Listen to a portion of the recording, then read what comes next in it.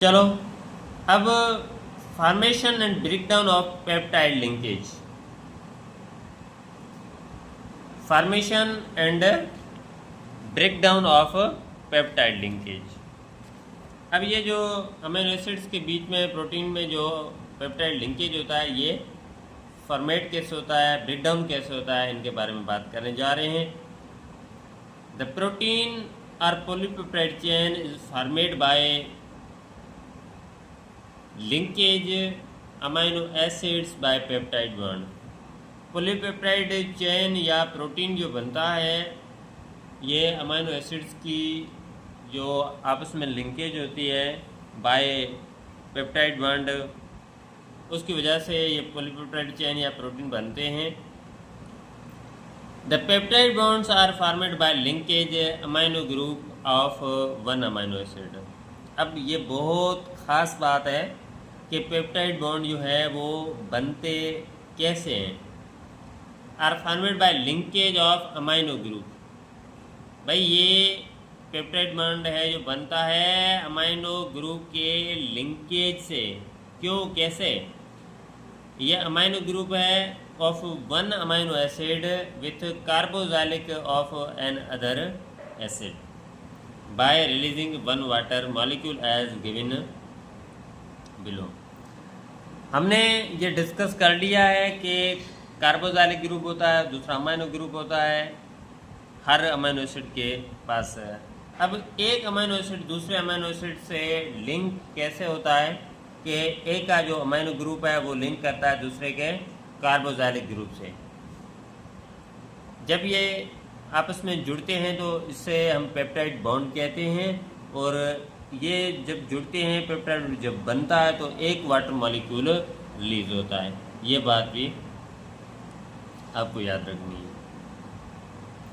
ये हमारा है ग्लाइसिन, ये एलेनिन, ये आपस में जुड़कर ये पेप्टाइड बॉन्ड बन गया, और ये हमारा वाटर जो है वो भी रिलीज हो गया। The resultant dipeptide is glycolamine has two amino acid subunit called dipeptide। अब ग्लाइसिन और एलेनिन जो जुड़ रहे हैं, पेप्टाइड बॉन्ड बन गया, तो ये हमारा बन गया ग्लाइकोलामाइन जो डाइपेप्टाइड बॉन्ड है।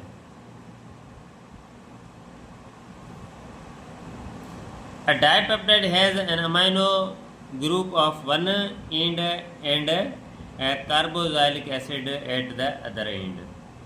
अब डाइपेप्टाइड बॉन्ड किससे कहते हैं? डाइपेप्टाइड बॉन्ड इसे कहते हैं कि जब चेन बनी हुई है उसमें एक एंड पर जो है वो अमीनो ग्रुप है और दूसरे पर जो है वो कार्बोक्सिलिक है, तो उसे हम कहेंगे डाइपेप्टाइड।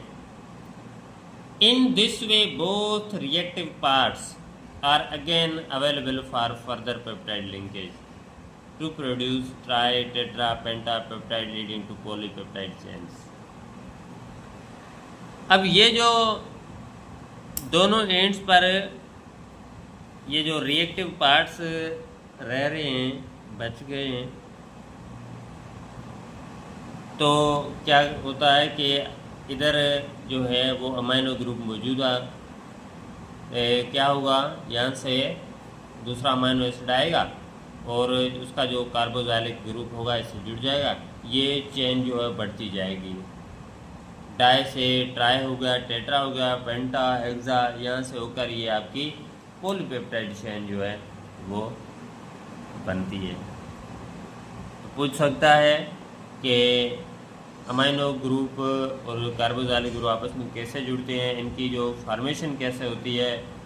तो हम कह सकते हैं कि एक का जो है अमीनो एसिड का अमीनो ग्रुप दूसरे का कार्बोक्सिलिक ग्रुप आपस में जुड़ते हैं, एक मॉलिक्यूल ऑफ वाटर रिलीज होता है, पेप्टाइड बॉन्ड बन जाता है। डाइपेप्टाइड बॉन्ड किसे कहते हैं? डाइपेप्टाइड बॉन्ड उसे कहते हैं जब दो अमीनो एसिड्स या एक चेन बनी हुई जिसमें एक एंड पर अमीनो ग्रुप दूसरे एंड पर है हमारा कार्बोक्सिलिक ग्रुप, इसे हम कहते हैं डाइपेप्टाइड बॉन्ड। अब आगे ये पॉलीपेप्टाइड चेन कैसे बनती है, ट्राई, टेट्रा, पेंटा, हेक्सा कैसे बनते हैं। तो अब उसकी पते की बात यह है कि दोनों जो पार्ट्स हैं वो एंड पर रिएक्टिव रह जाते हैं इन डाइपेप्टाइड बॉन्ड। तो क्या होता है कि एक एंड पर हमारा अमाइनो ग्रुप मौजूद है, दूसरे पर कार्बोक्सिलिक ग्रुप मौजूद है। अब क्या होता है कि अगले अमाइनो एसिड आएंगे तो अगर अमाइनो ग्रुप इधर मौजूद है तो यहाँ आएगा जो अमाइनो एसिड उसका कार्बोक्सिलिक ग्रुप से जुड़ जाएगा, वाटर मॉलिक्यूल जो है रिलीज होगा, हमारा बॉन्ड ये जो चेन है वो ट्राई हो जाएगा, यहाँ अगर जुड़ेगा तो टेट्रा हो जाएगा और यूँ सलसला चलता रहेगा। ये हमारे अमाइनो एसिड्स जुड़े हुए हैं। The polypeptide chain can be broken by breakdown peptide bonds by the process of hydrolysis with the help of hydrolytic enzymes। अब हमें ये समझ में आ गया कि ये जो पेप्टाइड बॉन्ड्स हैं ये बनते कैसे हैं, ये तो हमें समझ आ गया, लेकिन बन तो गए लेकिन ये टूटते कैसे हैं, ब्रेकडाउन कैसे होते हैं।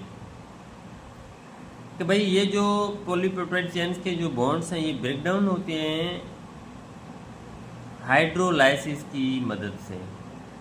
हाइड्रोलाइसिस एक प्रोसेस होता है, उसकी मदद से हमने पिछले लेक्चर में उसका जिक्र किया था, उसकी मदद से टूटते हैं और इनकी जो हेल्प करते हैं वो एंजाइम्स करते हैं, लेकिन वो कौन से एंजाइम्स?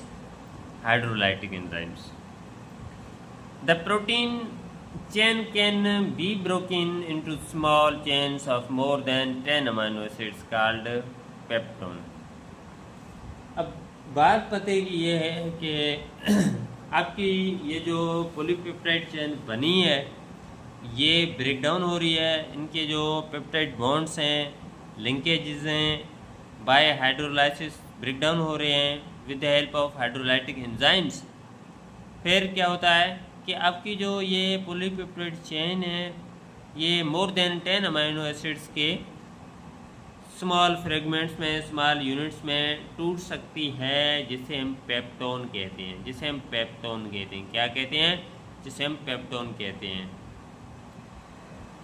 ये पेप्टोन किसे कहा जाता है कि small chain of more than 10 amino acids, इसे हम पेप्टोन कहते हैं।